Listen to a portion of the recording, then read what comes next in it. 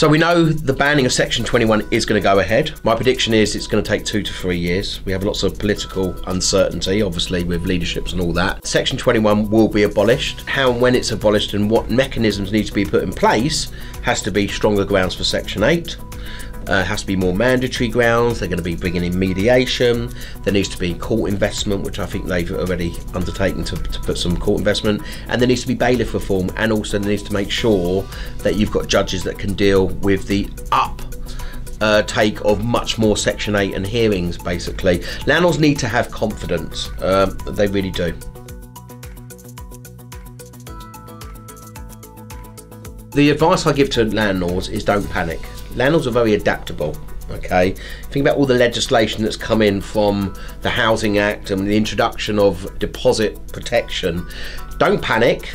We need to understand how it works. Actually, 90% of tenancies are ended by tenants, not landlords. Landlords have used Section 21 as a safety blanket. Obviously, it's used at the moment mainly because of rent arrears, landlords selling the property. We had a recent survey at Landlord Action where 26% of landlords had served a Section 21 in the last 12 months because they were selling. We are seeing a big rise of landlords selling and using Section 21. Obviously the antisocial behaviour is a big issue, okay? Landlords moving back into the property. So we need to make sure that landlords can still gain possession of their properties.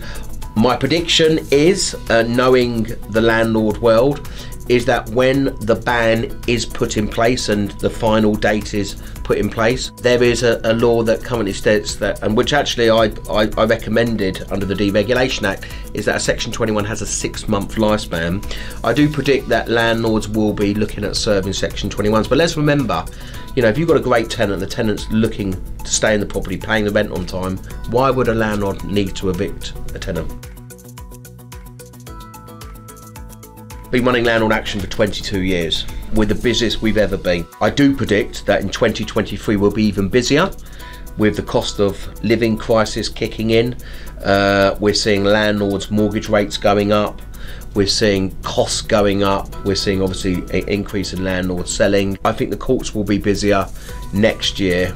Everyone's forgot we had COVID.